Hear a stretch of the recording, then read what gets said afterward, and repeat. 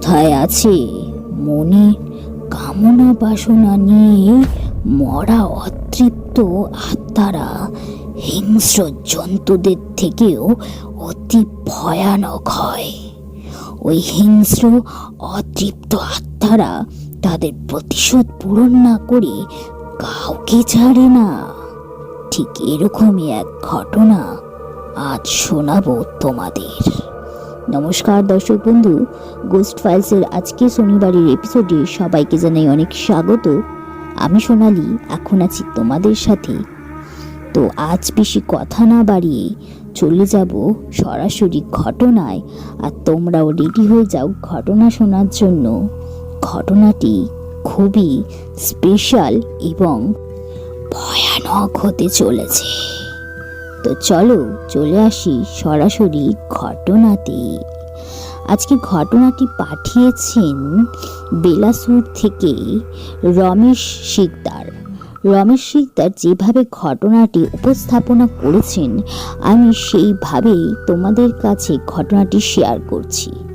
ঘটনায় থাকো, এপিসোডটি পুরোটি শোনো, আমি শিওর ভয় তো লাগবে। ঘটনাটি ঘটেছিল 13ই জুন 2009 সালে। তারিখটা স্পষ্ট মনে আছে, আর সেই দিন ছিল শনিবার। শনিবার ও মঙ্গলবার আত্মাদের হাজির করার মোক্ষম দিন। বিশেষ করে এই দুই দিন এরা স্বাধীনভাবে ঘুরে বেড়ায়, সুযোগ পেলেই লোকজনকে ভয় দেখায় কিংবা বড় কোনো অঘটন ঘটায়। ছোটবেলা থেকেই আমার দিদার করার নিষেধ ছিল শনিবার আর মঙ্গলবারে যেন বেশি রাতে বাইরে না থাকি। তাছাড়া আমার বাড়ির প্রায় পাশেই ছিল কবিরাজি মালু জ্যাঠার বাড়ি, তিনিও বারবার নিষেধ করতেন। এদিকে বাড়ি থেকে করা কঠিন নিষেধ ছিল ইলিশ মাছ, কই মাছ, পুঁটি মাছ দিয়ে ভাত খেয়ে ভর দুপুরে বাইরে যেন না যাই ঘুণাক্ষরেও, অথবা তেল পিঠে খেয়ে জল না খেয়ে বাইরে বের হওয়া ছিল অসম্ভব ব্যাপার। এত কড়াকড়ির পরেও কখনো কখনো মিস্টেক হয়ে যেত। যাই হোক, সেই 13ই জুন শনিবার ছিল এমনই একটা ভয়ঙ্কর রাত। ভয়ঙ্কর মানে শুধু ভয়ঙ্কর নয়, এক বিভীষিকাময় কালো রাত। ঠিক সেই দিন থেকেই 1 বছর আগে সুমনের মা সুমনের বাবার উপর রাগ করে বিষ খেয়ে মরেছিল। সন্ধ্যার সময় বাড়ি থেকে বের হয়ে গিয়েছিল, আর সারা রাত বাড়িতে আসেনি। পরের দিন পুকুর ঘাটের পাশের এক জমিতে পড়েছিল ওই মহিলার লাশ। আর সেই দিন থেকেই ঠিক 29 দিন পর প্রিয়াঙ্কার মা নাকি একবার সুমনের মাকে পুকুর পাড় দিয়ে হেঁটে যেতে দেখেছিল হঠাৎই। যাই হোক, সুমনের মা বিষ খেয়ে মারা যাবার 43 দিনের দিন সুমনের বাবা নতুন একটা বউ নিয়ে এলো। কিন্তু সেই নতুন বউ যে সংসারের শান্তি কাল হয়ে যাবে তা সুমনের বাবা ভাবতেও পারেনি ঘুণাক্ষরেও।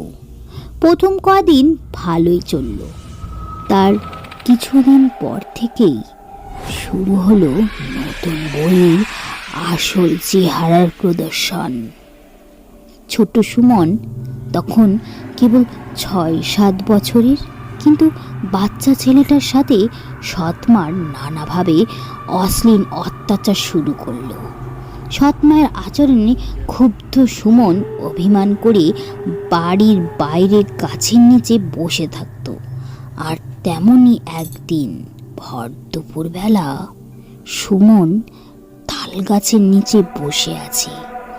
এমন সময় পশ্চিমের বাগানটার কাছ দিয়ে হঠাৎ ওর আপন মাকে আসতে দেখে।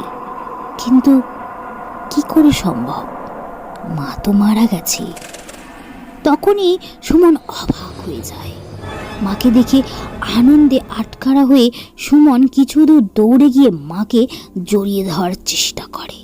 সৎমাও বাবার বিরুদ্ধে অভিযোগ একে একে তুলে ধরে।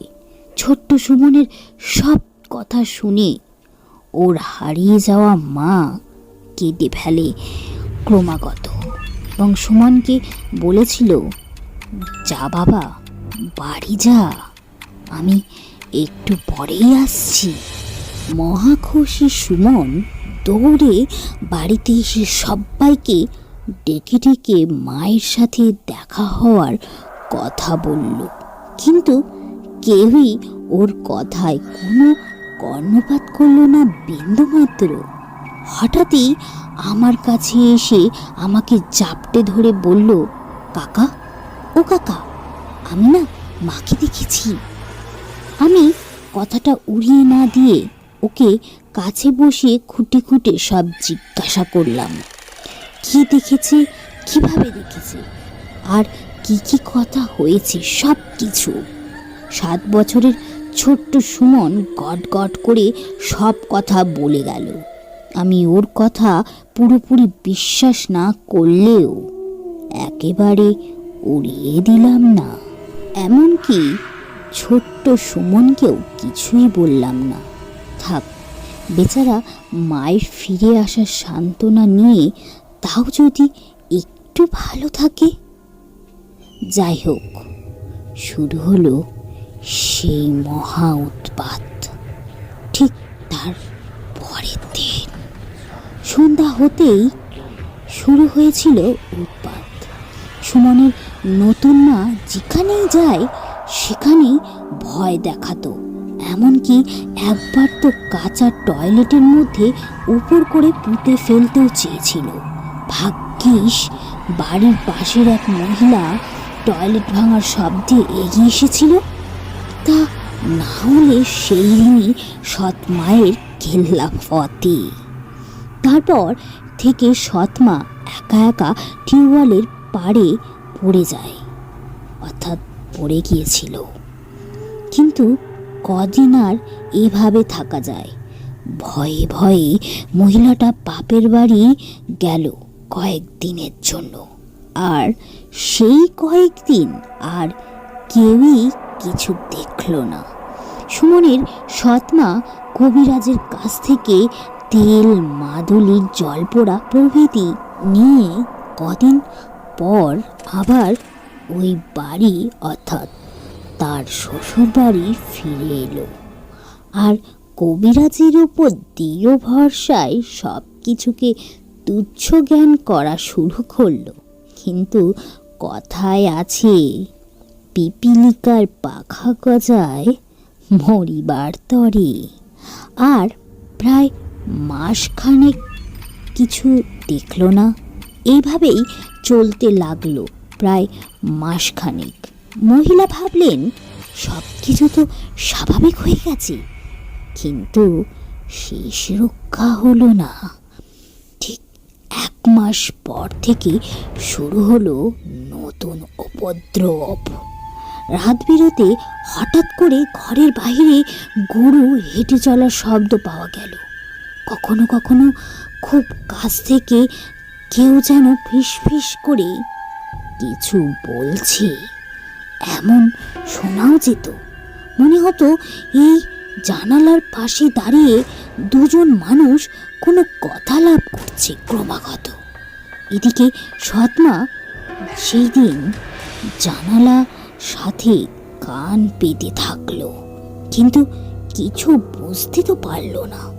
তারপর একদিন দুপুরবেলায় হঠাৎই করে বাড়ির পাশের আম গাছটা কেউ একজন যেন জোরে জোরে ঝাঁকাতে শুরু করলো। না দেখলে কেউ বিশ্বাসই করবেন না। যাই হোক, এত কিছু 1 বছর ধরে চলতে থাকলো অবিরাম। একদিন বিকেলে সুমন এলো আমার কাছে, এসে বলল, ও কাকা, কাকা, মা তো আর আসবে না না? আমি ওকে কোনো উত্তর দিতে পারলাম না সেই দিন।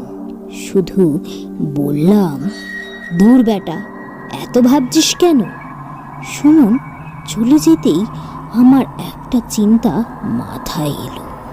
আচ্ছা, সুমনের মা কি চায়, কেন এমন করছে? আমি জানি এর উত্তর সুমনের মাই দিতে পারে। মাথায় এলো বুদ্ধি, প্ল্যান চেট করব বলে স্থির করলাম। কিন্তু কিভাবে? আমি যখন SSCতে পড়তাম তখন আমার এক বন্ধু সুজন কবিরাজ শিখত। ও আমাকেও কয়েকটা কবিরাজি বইও দিয়েছিল, আর বই নিয়ে পড়া শুরু করলাম।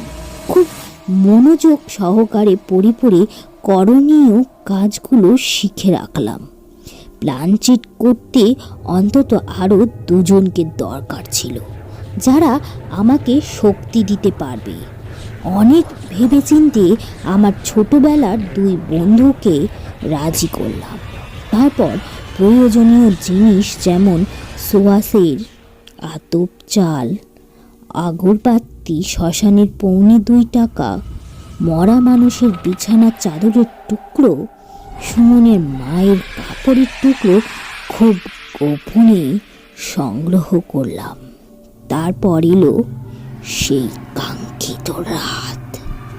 13 জুন 2009 শনিবার, ঘুটঘুটে কালো এক রাত।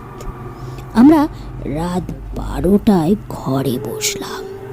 ওই দিন ঘরে ছিল না কোনো মানুষ। সবাই পবিত্র হয়ে মাটিতে প্ল্যানচেট ছক আঁকলাম।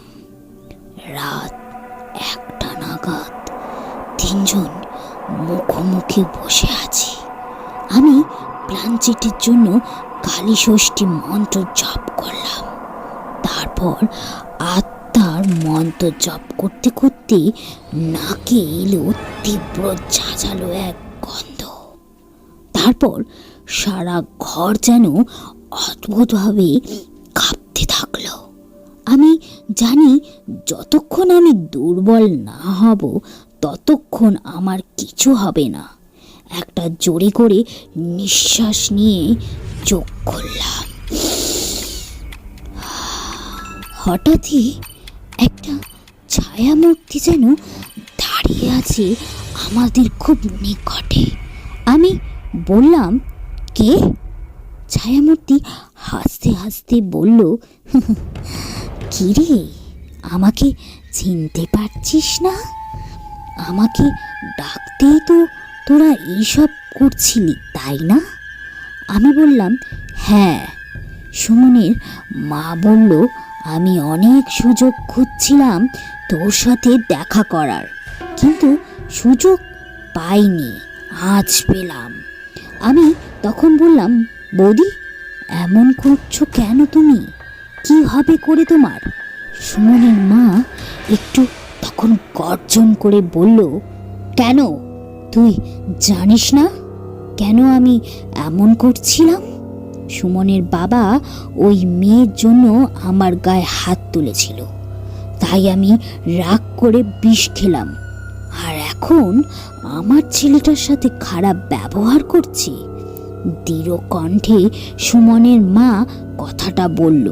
রাগে তার কণ্ঠ থেকে সাপের মতন ফস ফস শব্দ হচ্ছিল। অমনি সুমনের মা বলল, তুই আর এসব কিছুই করিস না। আমি এমনিতেই তোর সাথে দেখা করতে এসেছিলাম। আমি কৌতূহলী হয়ে জিজ্ঞাসা করলাম, কেন?